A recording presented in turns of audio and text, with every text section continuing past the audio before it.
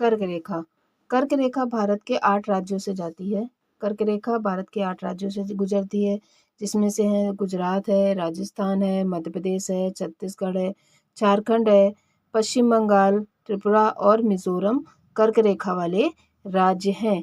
भारत में कर्क रेखा की कुल लंबाई 3,214 किलोमीटर है और भारत की किस राज्य से कर्क रेखा अधिकतम लंबाई है, कर्क रेखा की अधिकतम लंबाई है, तो वो है मध्य प्रदेश। कर्क रेखा को 2 बार काटने वाली एकमात्र नदी है तो वो है माही नदी।